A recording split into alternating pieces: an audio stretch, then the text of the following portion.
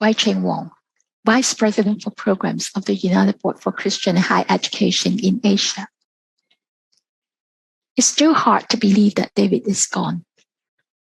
The last long conversation we had was an oral history interview I conducted for the United Board.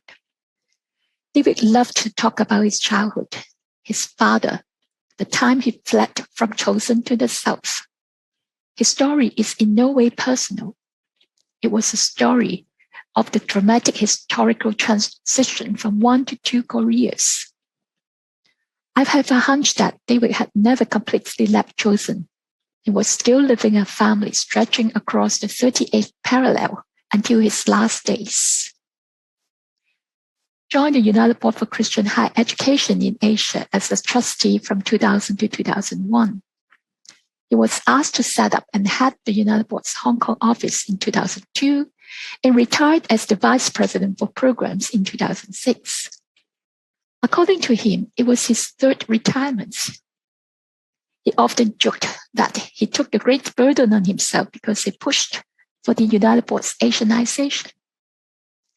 Everybody knows how David loved Asia. He advocated Asians for Asia until our last interview with him in 2020. In his role as the United Board's Vice President, he initiated many new programs for chaplains, faculty, and leaders of the Asian colleges and universities.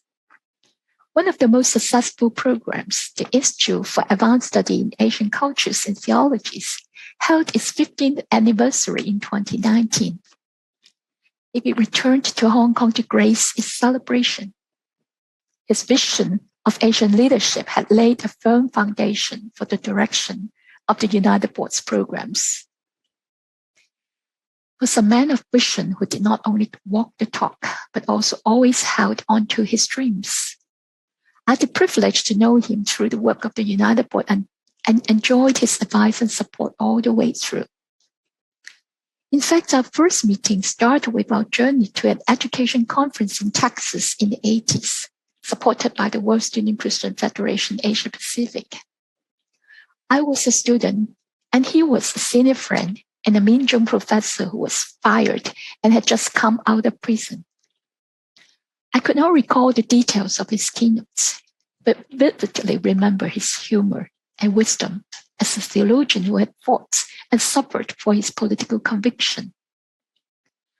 When Hong Kong went through all the challenges in the past 2 years, he would write me to encourage me from time to time.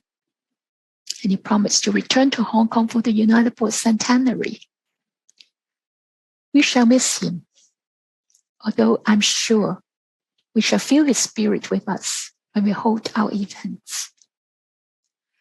Calling my encounter with David is like hearing from Ephesians 1:17 to 18, that God has granted us the spirits of wisdom and revelation, enlightened understanding, and the hope of God's calling. Thank you, David, for inspiring us with your vision and faith in life.